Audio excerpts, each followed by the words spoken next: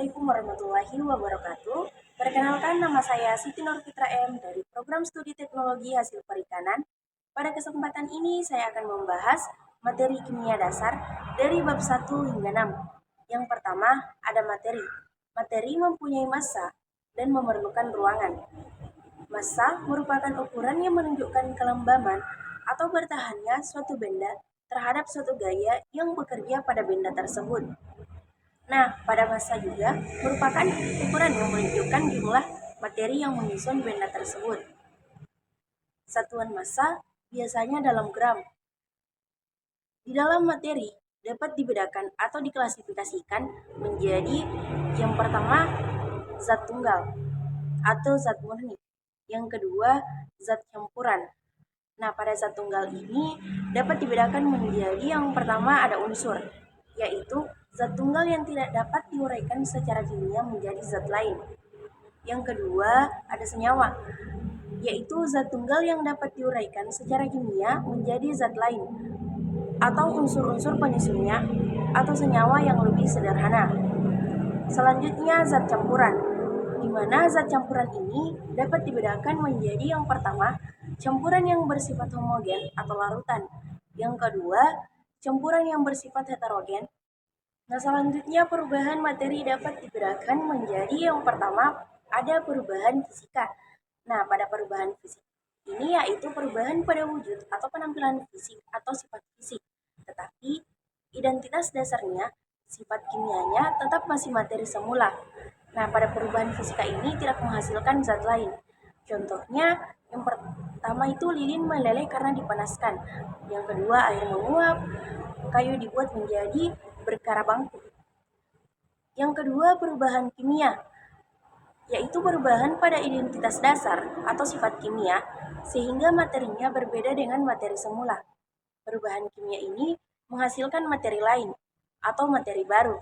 Contohnya ketika lilin terbakar, kayu melapuk, besi berkarat. Selanjutnya pada materi terdapat juga sifat-sifat materi berdasarkan kaitannya dengan perubahan materi. Sifat-sifat materi dapat dibedakan menjadi yang pertama sifat fisika atau sifat fisik, yaitu sifat yang berhubungan dengan penampilan fisik yang biasanya dapat diamati dari luar materi. Nah, pada sifat fisik ini tidak menyebabkan terbentuknya zat lain. Contohnya warna, bau, rasa, titik didih, massa jenis. Yang kedua sifat kimia, yaitu sifat khas yang menjadi identitas dasar materi yang dapat diamati di dalam materi. Materi kedua terdapat struktur atom. Pada atom ada partikel penyusun atom. Yang pertama, elektron merupakan partikel yang bermuatan negatif. Yang kedua, proton merupakan partikel yang bermuatan positif. Yang ketiga, neutron merupakan partikel yang netral. Perkembangan model atom. Beberapa model atom yang penting diingat adalah yang pertama, model atom Dalton. Dalton menggambarkan atom sebagai bola pejal yang sangat kecil. Menurut Dalton, atom adalah partikel terkecil dari suatu unsur. Atom-atom dari unsur yang sama, sifat dan massanya sama, sedangkan atom-atom dari unsur yang berbeda, sifat dan massanya juga berbeda. Nah, dalam senyawa, atom dari unsur yang berbeda melakukan ikatan kimia dengan perbandingan numerik sederhana. Dalam reaksi, atom-atom tidak dapat diciptakan atau dimusnahkan. Yang kedua, terdapat model atom Thomson. Menurut Thomson, atom merupakan bola pejal bermuatan positif yang di dalamnya terdapat elektron-elektron yang bermuatan negatif, sehingga secara keseluruhan atom muatannya netral. Yang ketiga, model atom Rutherford. Menurut Rutherford, atom terdiri atas inti atom yang bermuatan positif. Inti atom dikelilingi elektron bermuatan negatif yang bergerak terus dengan lintasan yang disebut kulit atom. Yang keempat, model atom Niels Bohr. Menurut Bohr, elektron bergerak mengelilingi inti atom dengan lintasan yang merupakan tingkatan energi tertentu. Yang kelima, model atom mekanika 5 posisi dan kuantum mekanika gelombang. Posisi dan kuantum mekanika gelombang Momentum elektron dalam atom tidak dapat ditentukan atau diketahui dengan pasti. Asas ketidakpastian Heisenberg hanya dapat ditentukan kebolehjadian atau kemungkinan ditemukannya elektron pada orbital di sekeliling inti atom. Terdapat beberapa tingkat energi atau kulit. Nah, pada posisi elektron dalam atom ditentukan dari bilangan kuantumnya. Yang pertama, terdapat bilangan kuantum utama, N, yang artinya menunjukkan tingkat energi atau kulit atom. Yang kedua, bilangan kuantum, azimut, menunjukkan subtingkat energi subkulit. Yang ketiga, bilangan kuantum, magnetik atau M, menunjukkan orbital. Yang keempat, bilangan kuantum spin atau S, untuk membedakan dua elektron dalam sebuah orbital. Dalam atom, terdapat konfigurasi. Konfigurasi elektron adalah penggambaran dari penyebaran elektron pada setiap orbital dalam suatu atom. Adapun bagian-bagiannya, yang pertama, aturan Aufbau. Elektron menempati orbital sedemikian rupa untuk meminimumkan energi atom. Yang kedua, aturan Hund. Jika terdapat orbital-orbital dengan dua tingkat energi yang sama, elektron menempatinya sendiri-sendiri sebelum menempatinya secara berpasangan. Yang ketiga, aturan eksklusi atau larangan. Pauli tidak ada dua elektron atau lebih dalam sebuah atom yang memiliki keempat bilangan kuantum NIMS yang sama. Materi ketiga, terdapat tabel periodik bentuk panjang. Unsur-unsur disusun berdasarkan kenaikan nomor atomnya. Unsur-unsur yang sifatnya mirip diletakkan segolongan dalam satu kolom. Beberapa istilah dalam tabel periodik panjang. Yang pertama, periode baris jumlah kulit atom. Bilangan kuantum utama atau N terbesar, terdiri periode 1 sampai 7. Yang kedua, periode pendek. Periode yang berisi dua unsur atau periode 1 atau 8 unsur atau periode 2 dan 3.